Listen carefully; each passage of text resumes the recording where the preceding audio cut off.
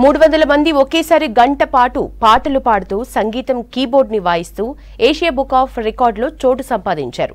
వయసుతో సంబంధం లేకుండా విద్యార్థుల నుంచి వృద్ధుల వరకు ఈ కార్యక్రమంలో పాల్గొన్నారు. సికింద్రాబాద్ సెయింట్ థామస్ కేథడ్రాల్ చర్చిలో యేసువా గ్రేట్ హాలల్ పాఠశాల ఆధ్వర్యంలో ఈ కార్యక్రమాన్ని నిర్వహించారు.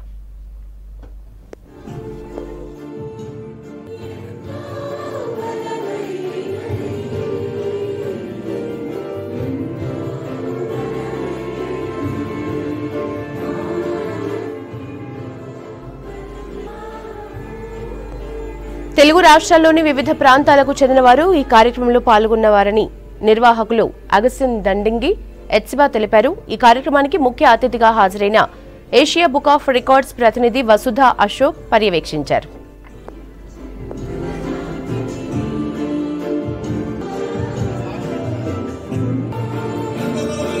ఈరోజు ఈ యొక్క కార్యక్రమము చాలా సక్సెస్ఫుల్గా జరిగింది. ఏషియన్ బుక్ ఆఫ్ రికార్డ్స్ అనే ఈవెంట్ని మేము సాధించాము.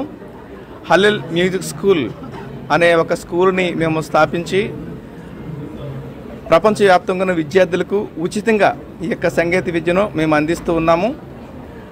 మన ఆంధ్ర తెలంగాణ రాష్ట్రాల నుంచి కాకుండా భారతదేశంలో ఉన్న తెలుగు ప్రజలందరూ కూడా ఈ యొక్క స్కూల్ ద్వారా చాలామంది లాభం పొందారు.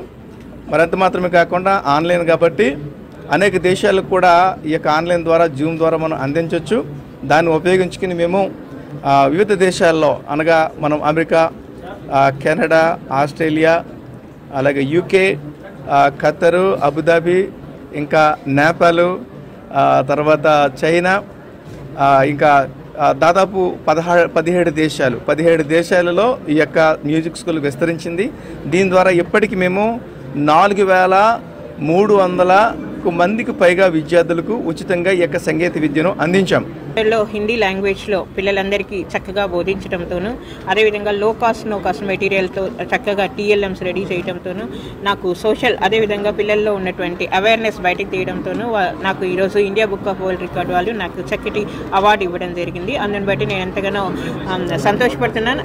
మన హిందీ రాజ్యభాష కాబట్టి దీన్ని మరింత ఎక్కువగా పిల్లలకు పరిచయం చేస్తూ దాంట్లో ప్రతి ఒక్కరిని ఆ విధంగా నైపుణ్యవంతులుగా తీర్చిదిద్దాలనేది